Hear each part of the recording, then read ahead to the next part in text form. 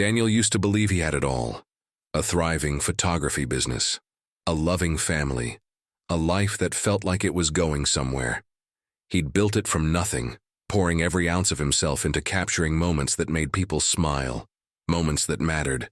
But one mistake, one bad deal, and everything unraveled. The business collapsed, debts piled up, and the people he thought would stand by him turned their backs. His wife left, taking their daughter, and Daniel was left alone, drowning in regret. Now, at 38, he was a shadow of who he'd been, living in a cramped apartment surrounded by empty bottles and unpaid bills. He'd stopped taking photos, stopped dreaming, stopped believing he could ever climb out of the hole he'd dug. That night, Daniel sat on the edge of his bed staring at a blank wall, wondering if this was the end. He felt like a failure, like the world had chewed him up and spit him out.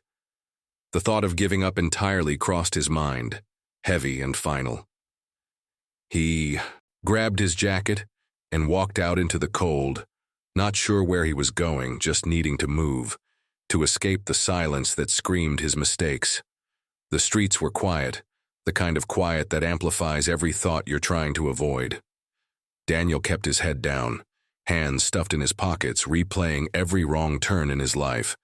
He wondered how it had come to this, how he'd lost everything that ever meant anything. Then he heard it, a low, trembling whimper, barely audible over the hum of the city. He stopped, looking around, unsure if he'd imagined it.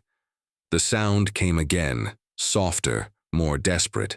Curious, he followed it to a narrow alley, where trash cans spilled over and shadows clung to the walls. There, curled up against a pile of cardboard, was a dog. It was skinny, its fur matted and wet, its body shaking from the cold. The dog's eyes, wide and scared, locked onto Daniel's, and for a moment, neither moved. It was just a stray, one of thousands, easy to ignore. Daniel could have kept walking, let someone else deal with it, or let the world do what it always did to the broken. But something stopped him. That dog looked as lost as he felt, as if it, too, had been thrown away. He knelt down, his knees stiff, and reached out slowly. The dog flinched but didn't run. Daniel spoke softly, nonsense words to calm it, and after a moment it let him get closer. He saw its ribs poking through, its paws raw from the pavement. Without knowing why, he scooped the dog up, feeling its frail body against his chest. He called it Luna, maybe because its pale fur caught the moonlight. Daniel carried Luna home, not sure what he was doing, not sure of anything anymore. All he knew was that he couldn't leave that dog behind. If Daniel's story is hitting you where it counts, if you've ever felt like life knocked you down and left you wondering if you could get back up, then hit that like button right now. It's more than just a tap. It's a nod to everyone who's fighting to find their way again, just like Daniel is starting to with Luna by his side. Subscribe to the channel and become part of a crew that believes in second chances, in the kind of stories that remind us there's always a spark worth chasing, no matter how dark it gets. Stick with us to see where this journey takes Daniel and Luna. You won't want to miss what's coming. Daniel carried Luna into his apartment, the dog still trembling in his arms. He set her down gently on the floor, watching as she sniffed cautiously, her thin legs wobbling. He had no idea what he was doing. His life was a mess, bills stacked on the counter, a fridge nearly empty, his own future a blank slate of nothing. Taking in a stray seemed like the last thing he should be doing, but turning back wasn't an option. Something about Luna's eyes, wide and searching, had latched onto him, like she was asking him not to give up on her. He rummaged through the kitchen, finding a can of beans and some stale bread. He mashed up a small portion, mixed it with water, and set it in a bowl. Luna sniffed it, hesitant, then took a tiny bite. Daniel watched, holding his breath, and when she kept eating, he felt a flicker of relief, the kind he hadn't felt in months. He grabbed his phone and started looking up how to care for a malnourished dog. The articles were daunting. Special diets, vet visits, time he didn't have, money he didn't have. But he kept reading, jotting down notes about rice and boiled chicken, about keeping her warm. He tore an old blanket into strips, making a bed in the corner, and coaxed Luna onto it. She curled up, still shivering, but calmer now. As he sat there watching her breathe, Daniel's mind drifted to himself. He'd lost everything: his business, his family, his sense of who he was. The photography studio he'd built from scratch was gone, repossessed, his cameras sold to pay debts. He hadn't touched a lens in years, hadn't seen the world through a frame since it all fell apart. Looking at Luna, so weak yet still here, he wondered if he was like her, too broken to fix, or maybe just in need of someone to care. The thought hit him hard. Who was he kidding? He couldn't even take care of himself, let alone a dog. He thought about his daughter, how she used to laugh when he'd snap her picture, how she'd ask him to tell stories about the places he'd photographed, that life felt like someone else's now. He pushed the memories away, but they left a sting. The next morning, Luna was still there, her eyes a little brighter. She tried to stand, stumbling but managing to take a few steps toward him. Daniel knelt down, offering more of the makeshift food. When Luna nudged his hand, her nose cold against his fingers, he almost smiled.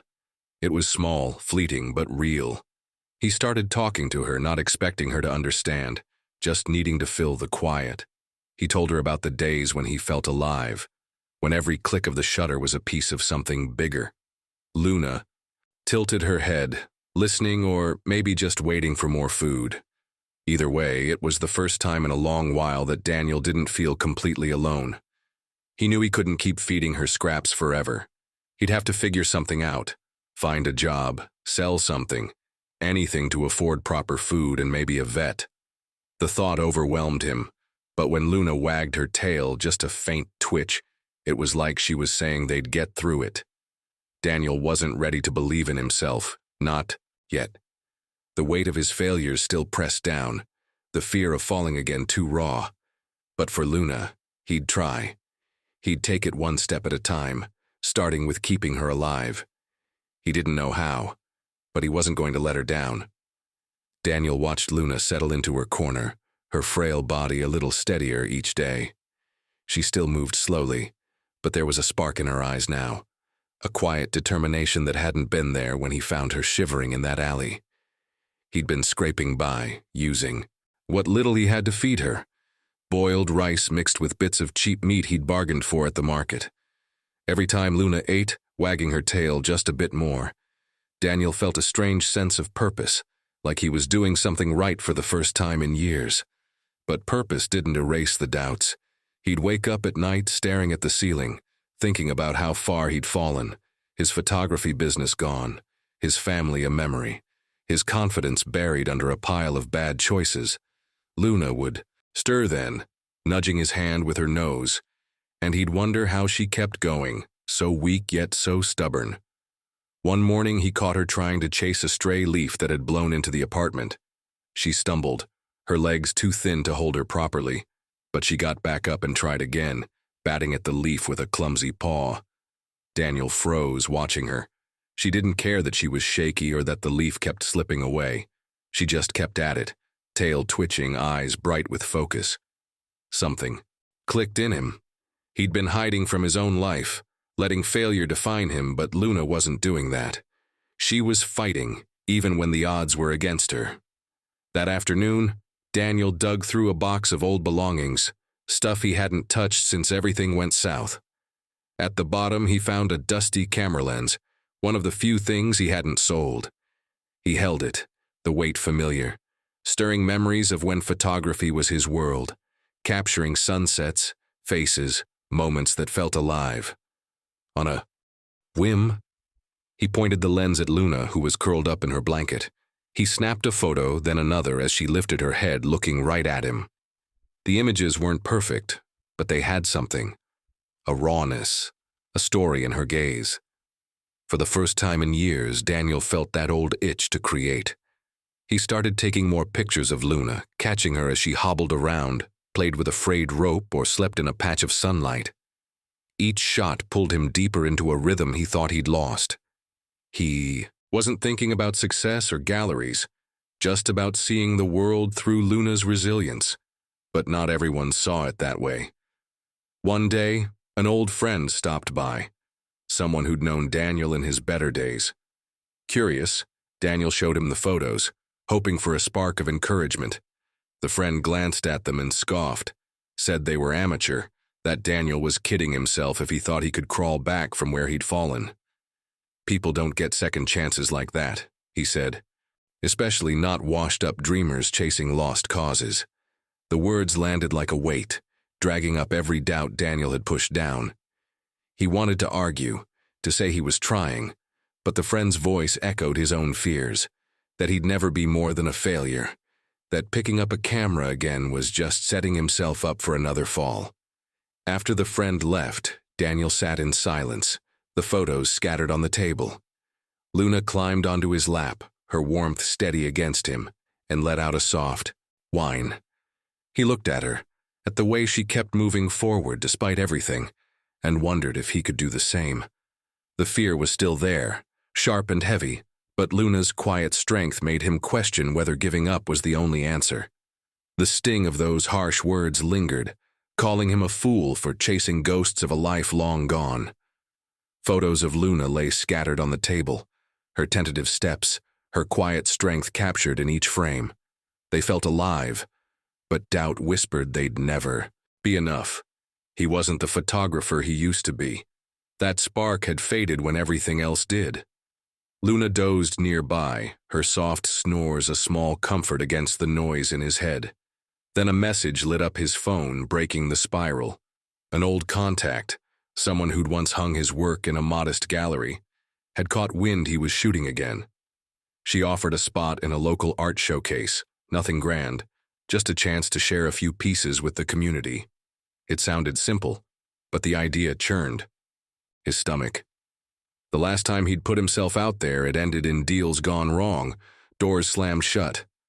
Stepping back into that world risked proving he was as washed up as he feared. He typed a quick refusal, then stopped, finger hovering over send. Luna stirred, her tail thumping softly, and he hesitated. She'd been getting stronger, her bony frame filling out, her eyes sharper every day. That afternoon, she started rooting around near a stack of old boxes, ones untouched since the worst of times. A scrape and a yip pulled him over.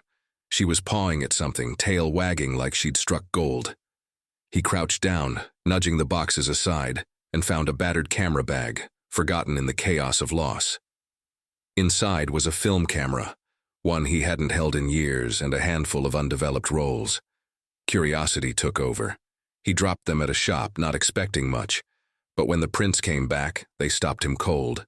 The images were from another life, street corners alive with motion, faces caught mid-laugh, a world seen through eyes that still believed. One photo stood out. A stray dog, lean and defiant, staring right into the lens. It could have been Luna's kin, carrying the same unyielding spirit. He spread the old prints next to the new ones of Luna, and they fit together like pieces of a story he hadn't known he was telling. Grit, redemption, survival. Hours vanished as he arranged them, each pairing a memory with Luna's journey, her resilience binding past and present. A hunch led him to check her worn collar, the tag barely readable. Some digging online turned up a story about a photographer he'd once looked up to, a man whose raw, honest work had shaped his own.